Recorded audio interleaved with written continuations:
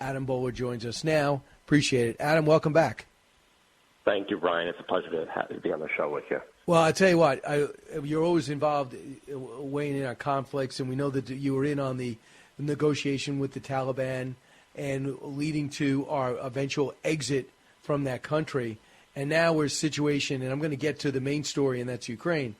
I saw over the weekend the Taliban attacked Iran. Now, I knew they didn't get along prior to 9/11, but how bad is it between these countries? Do you know? It is interesting when one terrorism group attacks the other. A bad guy attacks another one from our perspective. I do think, look, at the end of the day, Taliban, now that they're controlling the country, is sensitive to anyone else in the country. And that sometimes extends to ISIL and it sometimes extends to Iran, because Iran is trying to exploit weakness in Afghanistan to try to take it over or try to push it around like it does a lot of places. And they don't want to become the next Syria. So that's why you see the Taliban actually uniting in a way. Sometimes, you share common enemies, which is a bit odd. Right. Adam Boehler, the CEO of Rubicon Founders, senior Trump official in his day, was on the Abraham Accords negotiating team. So we know every hot spot in the country, and it seems like everything is getting worse. Does it surprise you that China rejected our latest attempt to talk to them? Secretary of Defense Austin was offering to meet them in Singapore, and they said no. I mean, doesn't this make us look pathetic? We keep asking to talk. I think it looks bad. It's bad politics for us. I mean, keep in mind the foreign minister met with Jamie Dimon from J.P. Morgan and they don't want to meet Austin. I think that's to make a statement. I think it's to make a statement that we blew up some balloons, which is crazy. We should have blown them up earlier. And from my perspective on this, we should keep playing our game, let them make whatever statement they want. But yes, I think it's something that flies in our face. I do obviously think we did the right thing in stopping that balloon. I think we should have stopped it earlier. We should stop them everywhere, and that includes, I love expanding the base in Guam. I love reestablishing our relations in ports, military ports in Philippines. I think the Japanese get the threat. South Korea and Japan are speaking basically because they have the common enemy theory. Australia seems to understand they're going to be challenged in the area. So finish the job. Get Taiwan the weapons they need to defend themselves like the Ukrainians are. And have we done that? We know the holdup is production, supply chain. Well, it's been years now. Adam, I know you've been out for a year and a half, but do you have any sense when Taiwan's going to get the weapons they paid for from us? I think we're in great danger, and let me take it to Ukraine, Russia, and then let's take it to Taiwan, and I was on this show a month or two ago making the point that we can't act in half measures. We can't act in half measures and be afraid about how the United States comes off in different areas when we know it's the right thing. And so on the Ukraine side, right, we say, are we going to give them Abrams tanks? Well, let's hem and haw a lot and then give them. We did the same thing on F-16s. And when we were talking, it was, we're definitely not going to give them F-16s. The point here is you've got to make a call, because the reality is how many people have died and how much time has been lost deliberating and not making decisions. So let's take that over to Taiwan. There are a number of things that are going to make a huge difference, China, Taiwan. Number one is we've got to prepare. We have the time. And it's funny, we have the time on Russia. In fact, one thing I will compliment the administration in declassifying intelligence, in knowing it was there. But just because you know doesn't mean you can act like a reporter. It's not the New York Times, right? It's to take action. And so now we need to put all of these things in place from a military perspective, and I'm worried it's not happening quick enough. And then the second thing here is you've got to economically buffer everyone around in a really strong way and unite the region. And you have a region that will unite for you. So you're talking about Mekong countries, Indonesia. You've got our friends in Japan, in Korea. So uniting that region across also is really, really important. So it's not just a Taiwan-only fight. So we're talking to Adam Boehler, who's been on the negotiating team, foreign policy with the Trump guys, and we're just looking at what's going on right now. Let's switch over to Ukraine.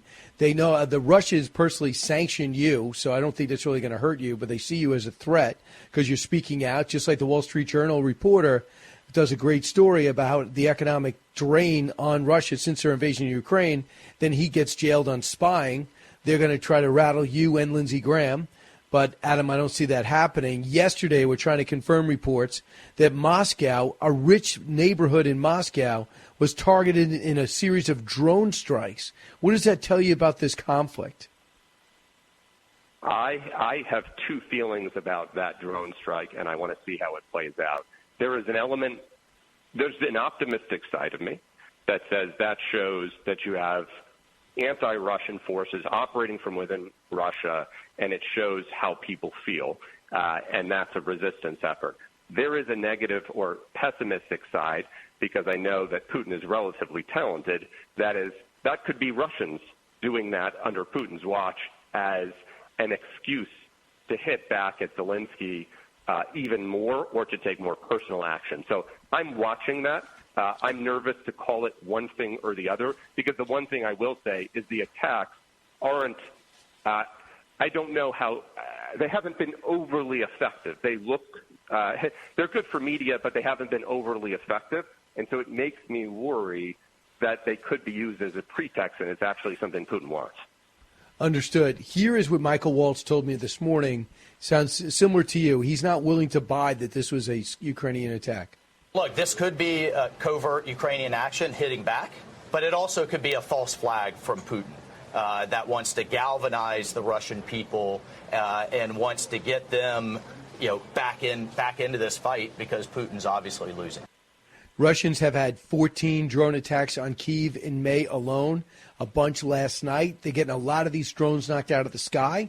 The missile defense is getting better. In fact, I think over the weekend, 52 of 54 Iranian-made drones were knocked out by the Ukrainians in Kyiv.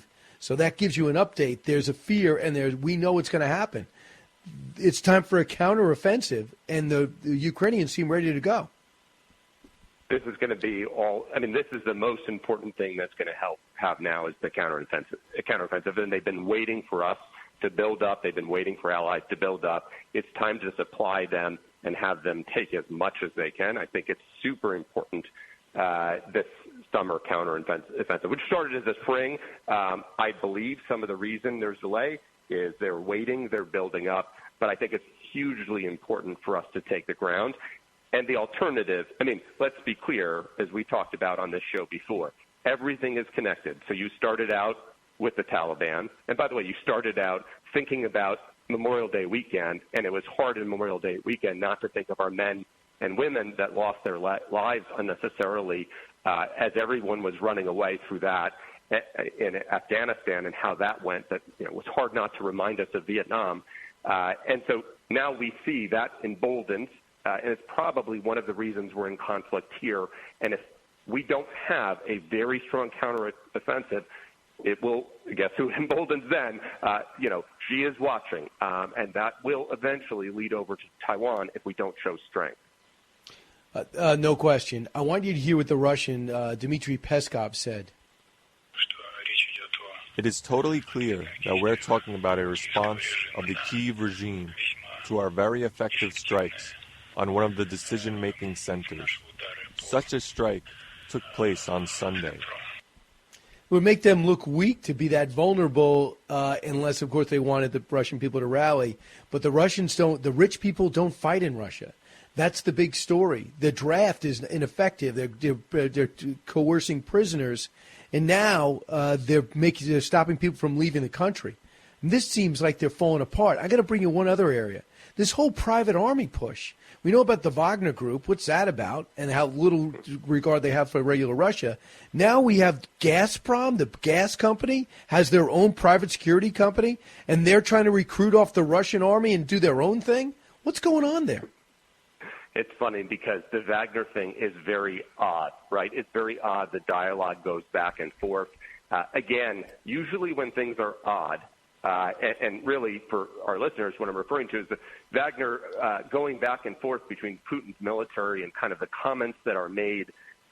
Those are odd things. And again, because that's there, it either experiences significant discord, disorganization, or if you want to give more credit, that's okay from Putin and he wants that to happen for whatever reason.